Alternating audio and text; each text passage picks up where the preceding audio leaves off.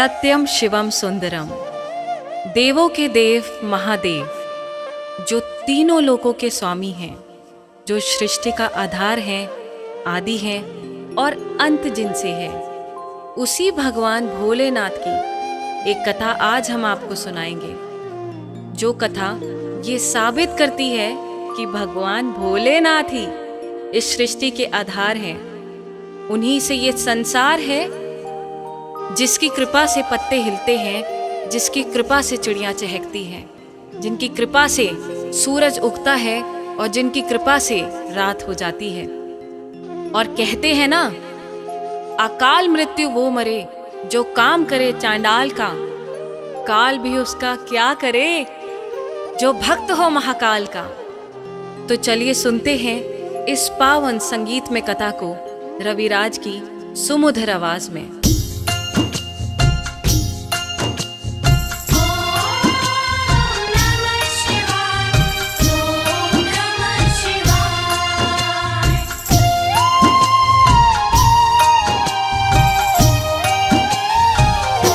शिव जी हैं सृष्टि के आधार, शिव जी हैं सृष्टि के आधार। शिव जी हैं सृष्टि के आधार, शिव जी हैं सृष्टि के आधार। सत्य ही शिव है, शिव ही सुंदर, सत्य ही शिव है, शिव ही सुंदर, शिव से ही संसार। शिव जी हैं सृष्टि के आधार, शिव जी हैं सृष्टि के आधार। शिव जी हैं सृष्टि के आधार, शिव जी हैं सृष्टि के आधार।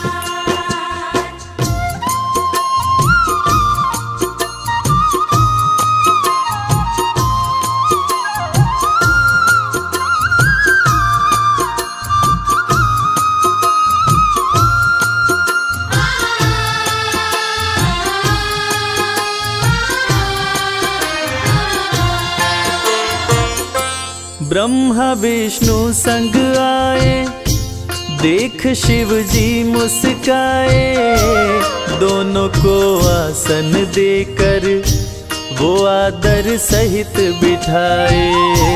दोनों को आसन देकर वो आदर सहित बिठाए। ब्रह्मा जी शिव से बोले, राज वो दिल का खोले, दोनों में कौन बड़ा है, बता दो हे बम भोले। दोनों में कौन बड़ा है, बता दो हे बम भोले। आप जो कह देंगे हम दोनों, आप जो कह देंगे हम दोनों, कर लेंगे स्वीकार। शिव जी हैं सृष्टि के आधार, शिव जी हैं सृष्टि के आधार। शिव जी हैं सृष्टि के आधार, शिव जी हैं सृष्टि के आधार।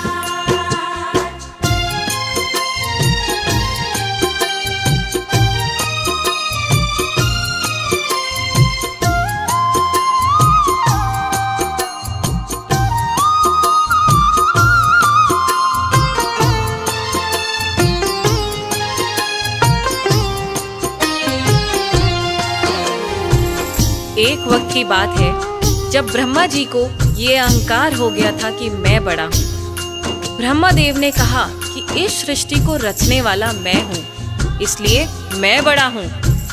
विष्णु जी ने कहा इस सृष्टि का पालनहार मैं हूँ, इसलिए मैं बड़ा हूँ। दोनों में से कौन बड़ा है, इस विवाद को सुलझाने के लिए दोनों शिव जी के पास पहुंचे। तो भोलेनाथ ने इस विवाद को सुलझाने के लिए एक स्तंभलिंग स्थापित किया और ये शर्त रखी कि जो इसके आदि और अंत का पता लगा लेगा, मैं उसी को सर्वश्रेष्ठ मानूंगा।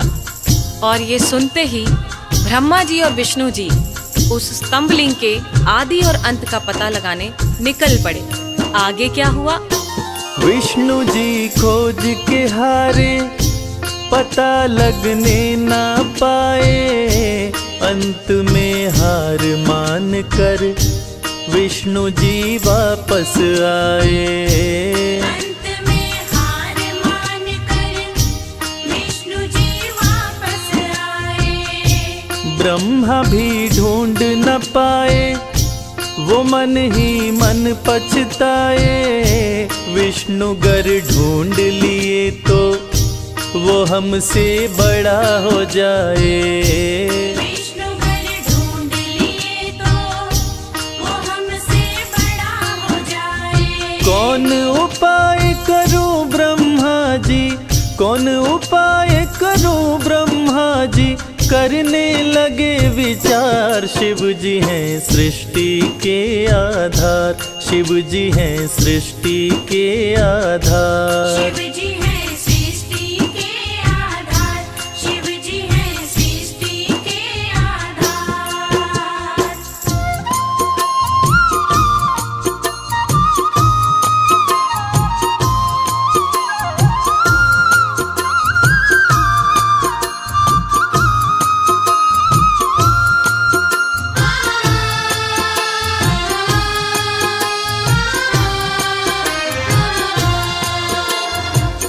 भगवान विष्णु ने पाताल लोक जाकर स्तंभलिंग के आदि और अंत को खोजने का बहुत प्रयत्न किया, लेकिन असफल रहे।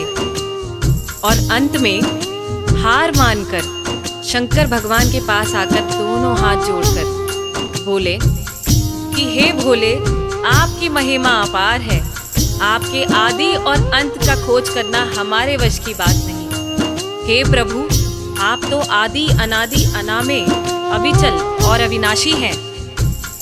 आपका पता लगाना तो असंभव है। लेकिन दूसरी तरफ ब्रह्मा जी सोचते हैं कि मैंने पता नहीं लगाया, लेकिन अगर विष्णु ने पता लगा लिया तो क्या होगा, वो मुझसे बड़ा हो जाएगा। ऐसा सोचकर ब्रह्मा जी ने क्या किया और कैसे किया, आइए सुनते हैं। केवड़ा के फूल को देखे ब्रह्मा मन में हर्षाए। केवड़ा के फूल से अपनी वो सारी बात बताए। केवड़ा के फूल से अपनी वो सारी बात बताए। ब्रह्मा केवड़ा संग आए, महादेव को समझाए। केवड़ा को मस्तक पे चढ़ाकर संग मिलाए। केवड़ा को मस्तक पे चढ़ाकर संग मिलाए। कौन बड़ा है अब तो बताए, कौन बड़ा है अब तो बताए। करके सोच विचार, शिव जी हैं सृष्टि के आधार, शिव जी हैं सृष्टि के आधार। शिव जी है सृष्टि के आधार, शिव जी है सृष्टि के आधार।